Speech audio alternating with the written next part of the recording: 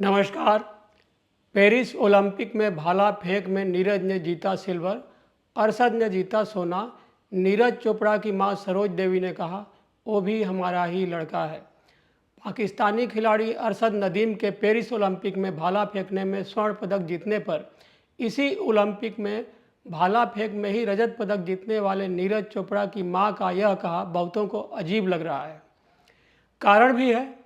इस समय जो माहौल है उसमें पाकिस्तान का नाम और पाकिस्तानी वह भी मुसलमान बहुतों को अच्छा नहीं लगता है। ऐसे लोगों को अचरज होगा कि पाकिस्तानी खिलाड़ी अरशद नदीम ने पेरिस ओलंपिक में भाला फेंकने में नीरज चोपड़ा को हराकर स्वर्ण पदक जीता और नीरज रजत पदक। तो नीरज चोपड़ा की मां सरोज देवी ने अरशद नदीम के लिए कहा, वो भी हमारा ही लड़का है। यह एक माँ का बड़प्पन और खेल भावना है। इस परिवेश व संस्कार में पले बढ़े पीर नीरज में भी माँ का दिया संस्कार है। कुछ खिलाड़ी बताते हैं कि नीरज ने एक अंतर्राष्ट्रीय प्रतियोगिता में स्वर्ण पदक जीता और दूसरे नंबर पर रहे अरशद। पोडियम पर नीरज अपने देश भारत का झंडा लपेटे हुए खड़ा हुए, लेकिन बगल में खड़े अरशद नदीम के पास अपने देश पाकिस्तान का झंडा नहीं था, तो नीरज ने उसको अपने साथ खींचकर अपने साथ ही भारत के झंडे में लपेट लिया। वह क्षणकच करने वाले खेल कैमरामैन्स के लिए अद्भुत घटना वाला पल तो था ही, खिलाड़ियों और दर्शकों के लिए भी था। खेलों में जो गला काट प्रतिद्वंदिता, आपसी भेदभाव, रंजीश प्रतियोगिताओं में भेदभाव, द्वेष भाव, इस माहौल में नीरज खेल की भावना के चलते न केवल अन्य देशों के लोगों दर्शकों के मन में नीरज के प्रति सम्मान बढ़ा, बल्कि पाकिस्तान व भारत में भी नीरज और अरशद दोनों ही बहुत प्रसिद्ध हो गए। और अब पेरिस ओलंपिक में नीरज को हराकर स्वर्ण पदक जीतने वाले अरशद को नीरज की मां सरोज ने अरशद नदीम के लिए वो भी हमारा ही लड़का है कहकर इसको और ऊंचाई पर पहुंचा दिया। पेरिस ओलंपिक में अरशद के इस एक स्वर्ण पदक ने पाकिस्तान को भारत से 10 पायदान ऊपर उठा दिया। पेरिस में अपनी निराशा के बावजूद नीरज चोपड़ा ने स्वीकार किया कि उस रात अरशद नदीम बेहतर एथलीट था। जब चोट के कारण अरशद नदीम 2022 में कॉमनवेल्थ गेम्स में पदक से वंचित रह गए और नीरज ने स्वर्ण पदक जीता, तो नीरज चोपड़ा ने खुलेआम कहा था कि मैदान पर अपने दोस्त अरशद नदीम की कमी खल रही है। पेरिस में जो मुकाबला हुआ उसके पहले के 10 मुकाबलों में नीरज ने अरशद से बेहतर प्रदर्शन किया था, जबकि अरशद ने 90 मीटर का मायावी निशान दूरी पर भाला फेंका था, जिसको नीरज अभी भी हासिल करना चाहते हैं। और पेरिस ओलंपिक में तो अरशद नदीम ने ओलंपिक रिकॉर्ड तोड़ते हुए 92.97 मीटर भाला फेंकने के साथ इतिहास के पन्नों में अपना नाम दर्ज करा दिया। नदीम ने 2008 के बीजिंग ओलंपिक में एंड्रियास थोरकिल्डसन के ओलंपिक रिकॉर्ड 90.57 मीटर को तोड़ते हुए उससे 2.40 मीटर और ज़्यादा दूरी फेंककर वर्ल्ड रिकॉर्ड कायम कर दिया, जबकि पूर्व ओलंपिक चैंपियन नीरज चोपड़ा बस चूक गए। नीरज 89.45 मीटर का प्रभावी थ्रो फेंककर दूसरा स्थान पाए। तीसरे स्थान पर ग्रेनेडा के एंडरसन पियर्स 88.54 मीटर के साथ पोडियम स्थान हासिल किए। दूसरे स्थान पर आने के बाद भी नीरज की अरशद के प्रति सम्मान व दोस्ती तथा अरशद का नीरज के प्रति दोस्ती व सम्मान में कोई कमी नहीं आई। दोनों ही एक दूसरे का हर मंच पर बचाव व प्रशंसा करते हैं। नीरज ने भले ही स्वर्ण नहीं जीता, लेकिन रजत पदक जीतकर अपनी झोली में एक और बड़ा पदक तो शामिल कर ही लिया। लगातार दूसरे ओलंपिक में नीरज चोपड़ा ने पदक जीतकर इतिहास रचा है। वह ट्रैक एंड फील्ड में 2 ओलंपिक पदक जीतने वाले पहले भारतीय बन गए हैं। बेटे की इस उपलब्धि पर उनकी मां ने भी खुशी जाहिर की है।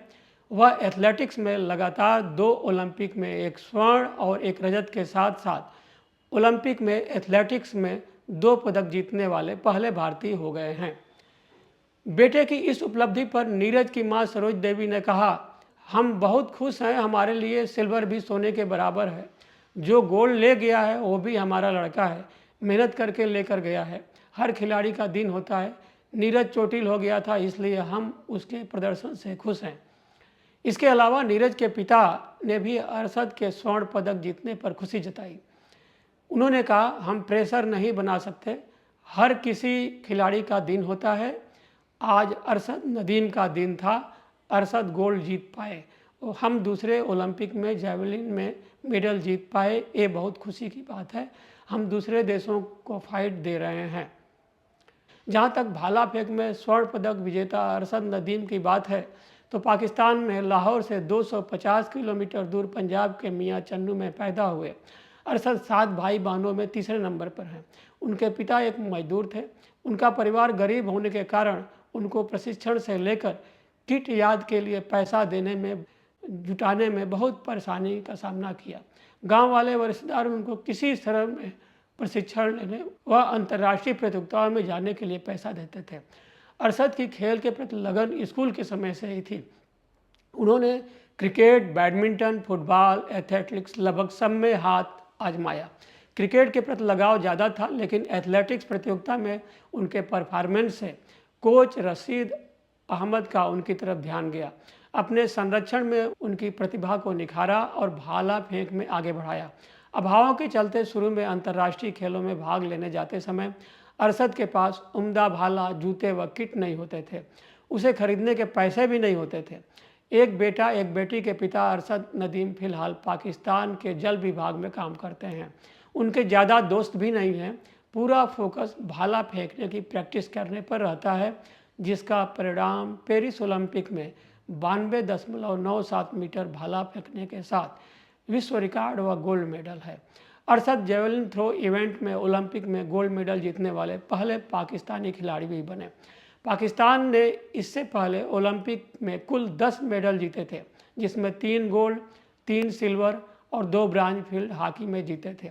इसके अलावा पाकिस्तान ने रेसलिंग और बॉक्सिंग में एक एक ब्रांज मेडल जीते थे। अरशद नदीम ने पाकिस्तान के लिए 11वां मेडल जीता और वे ओलंपिक में पाकिस्तान का चौथा गोल्ड मेडल है। अरशद ने ओलंपिक रिकॉर्ड को तोड़ा ही एशियन रिकॉर्ड को भी बहुत छोटा कर दिया। उनसे पहले केवल ताइवान के चाउनसुन चेंग ने 91.36 मीटर का थ्रो किया था। 31 साल बाद अरशद नदीम ने उनका रिकॉर्ड भी अपने नाम कर लिया। वह पाकिस्तान के लिए व्यक्तिगत इवेंट में भी गोल्ड मेडल जीतने वाले पहले खिलाड़ी बन गए हैं।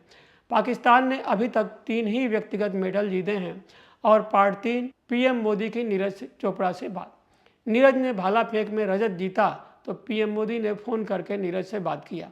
सुने क्या बात किया। नीरज, बहुत बहुत बहुत बहुत बधाई आपको। धन्यवाद सर। अपने देश का नाम फिर एक बार रोशन कर दिया जी। और पूरा देश, मैं देख रहा था रात को 1 बजे भी करोड़ों लोग आपके तरफ आशा की नजर से देख रहे थे। बस सर वही है कि जो सबकी उम्मीद थी गोल्ड के लिए, वो कहीं ना कहीं एफर्ट भी लगाया, लेकिन जैसा हमारी बात हुई थी कि छोटी वो इंजरी वगैरह की वजह से वो पुश जो करना चाहता हूँ वो नहीं कर पाया, उसका थोड़ा सा हो रहा। क्या किया जाए भाई? वही डिसीजन लेंगे सर टीम के साथ, लेकिन कंपटीशन जो था वो काफी तगड़ा था और ऐसी सिचुएशन में भी थ्रो करना और मेडल लेके आना कंट्री के लिए, उसकी खुशी है जी। नहीं, आपने बहुत अच्छा किया है और आपने तो पिछली बार भी मुझे याद है आपने आपके प्रतिस्पर्धी के खेल की तारीफ की थी जी। और आपने तब भी मुझे कहा था कि उसका मुकाबला बड़ा सचमुच में तगड़ा होता है। हाँ जी। और इंजरी के बावजूद भी आप ये मैनेज करते हैं, मैं समझता हूँ कि हमारी युवा पीढ़ी को भी बड़ा आश्चर्य होता होगा। नहीं बिल्कुल सर, काफी अच्छा रहा और वही है कि ये तो सिलसिला चलता रहेगा गेम में, स्पोर्ट्स में अप डाउन्स, और अभी आगे और ज्यादा मेहनत करेंगे और बाकी आगे गेम्स आ रहे हैं तो वो खेल लेंगे सर अच्छे से। आपकी माता जी भी कभी खेल कूद में रही थी क्या? नहीं सर, फैमिली से कोई नहीं रहा, पर ये है कि यहाँ हरियाणा में वो माहौल जरूर है खेल का, तो कुछ ना कुछ पहले बचपन में खेल रहे होंगे। माता जी का जो इंटरव्यू है जी, उसमें एक जो स्पोर्ट्स परिवार का स्पिरिट होता है, हाँ जी, वो बहुत बढ़िया तरीके से उन्होंने कहा। जब उनको कहा बोलता, उन्होंने कहा वो भी तो मेरा बेटा है। ये स्पिरिट है। मैं तो बहुत सचमुच में आपके परिवार को भी बधाई देता हूँ। नहीं बिल्कुल सर, क्योंकि तो एकदम से ये स्पोर्ट्स में सर वही है, जुड़े रहते हैं।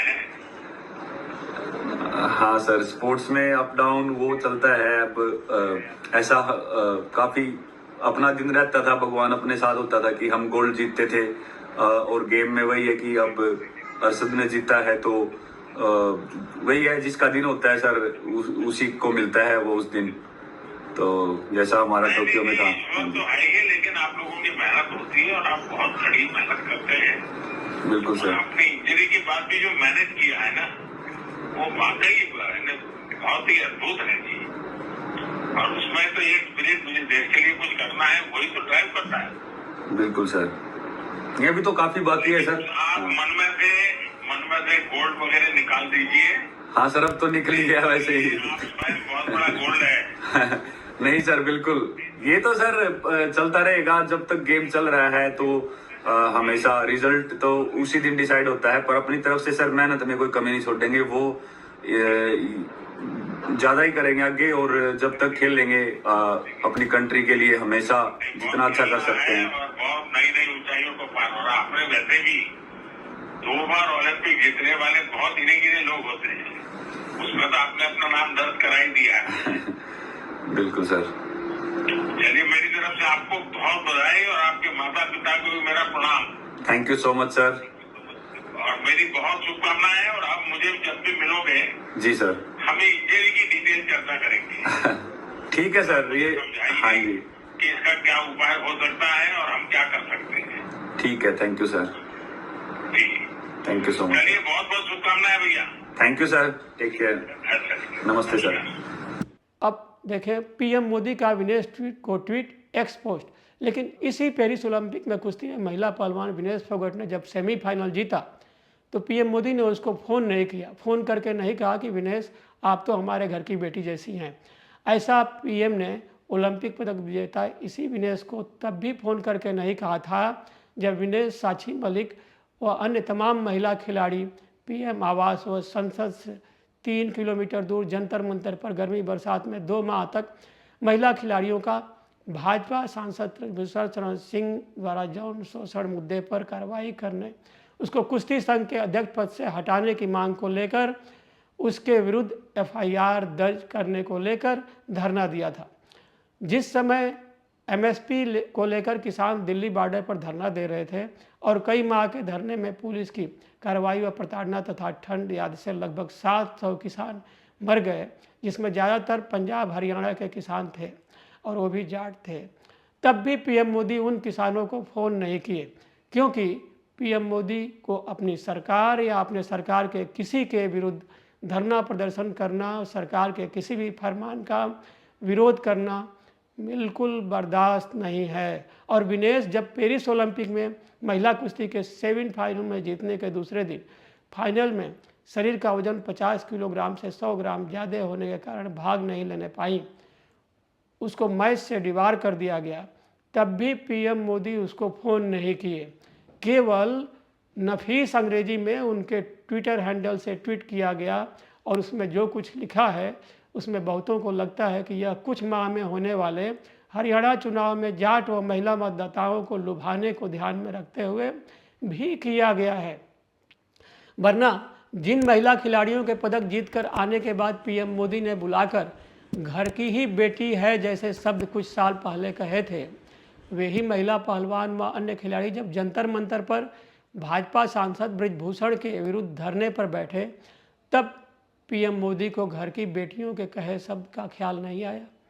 उनको यदि महिला खिलाड़ियों के सम्मान का थोड़ा भी ध्यान होता तो तभी ब्रजभूषण का न केवल रेसलिंग फेडरेशन के अध्यक्ष के पद से हटवा दिया होता, बल्कि दिल्ली पुलिस से केस भी दर्ज करवाया होता। दिल्ली पुलिस महीनों तक केस दर्ज नहीं की। यह क्या पीएम व एचएम की सह के बिना हो रहा था? जब सर्वोच्च न्यायालय ने आदेश दिया तब ब्रजभूषण शरण के विरुद्ध महिला पहलवानों के यौन उत्पीड़न के मामले में एफआईआर दर्ज दिल्ली पुलिस को लिखना पड़ा, एफआईआर दर्ज करना पड़ा। उन दिनों मीडिया में डिटेल आता था, केवल कीर्तनी मीडिया ही वह खबरें बना रहा था जो सर्वोच्च सत्ता हुक्मरान के मनमाफिक हो।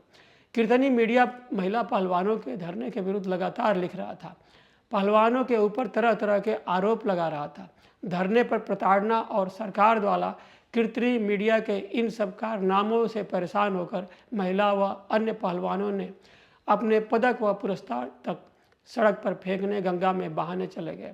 तब भी पीएम मोदी को घर की बेटियों को रोना धरना से उठाने के लिए मोदी की ही दिल्ली पुलिस द्वारा घसीटा जाना, बूट पहने पाँव से धकेलना, लाठी मारना, पानी की बौछार छोड़ा जाना, टीवी मीडिया के मार्फत यह सब पीएम मोदी को दिखाई सुनाई नहीं दिया।